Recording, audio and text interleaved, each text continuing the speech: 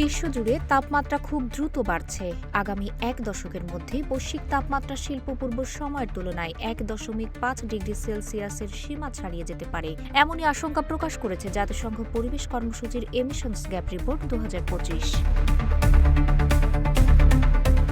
বিশেষজ্ঞরা বলছেন, বিষয়টি প্রত্যাশিত হলেও এটি খুবই উদ্বেগজনক। প্যারিস জলবায়ু চুক্তির সবচেয়ে উচ্চাকাঙ্ক্ষী লক্ষ্য ছিল বৈশ্বিক উষ্ণতা 1.5 ডিগ্রির মধ্যে সীমাবদ্ধ রাখা, কারণ এই সীমা অতিক্রম করলে জলবায়ু পরিবর্তনের ভয়াবহ প্রভাব পড়বে, যেমন খরা, বন্যা, তাপ প্রবাহ ও ঝড় অনেক বেড়ে যাবে। কিউব হোল্ডিংসের গল্পে সেই রেখাটি আঁকা হয়েছিল আজ থেকে 1 যুগ আগে।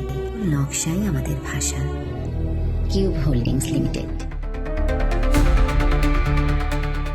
নগরের ভেতরে বন বা ঘন সবুজ এলাকা গড়ে তোলা গেলে নগর তাপমাত্রা অনেকাংশে কমবে। ইংল্যান্ডের ইউনিভার্সিটি অফ ম্যানচেস্টারের জলবায়ু অভিযোজন বিষয়ে গবেষক ধনপাল গোবিন্দরাজুলু তার এক গবেষণায় বলেন, ভারতের দ্রুত নগরায়নের ফলে শহরগুলোতে তাপমাত্রা বাড়ছে। বিশেষ করে চেন্নাইয়ের মতো শহরে গ্রীষ্মকালে তাপমাত্রা 44 ডিগ্রি সেলসিয়াস পর্যন্ত ওঠে।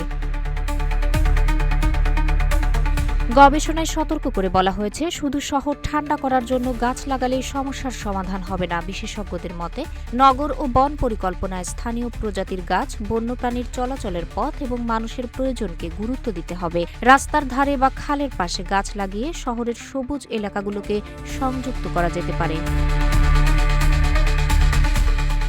গবেষকরা মনে করেন, বৃক্ষরোপণ বাড়াতে হবে, পাশাপাশি ঠিকভাবে নগর পরিবেশ নকশা করতে হবে। এতে জলবায়ু পরিবর্তনের প্রভাব মোকাবিলা এবং সহনশীল, বাসযোগ্য ও সবুজ শহর নির্মাণ সম্ভব হবে।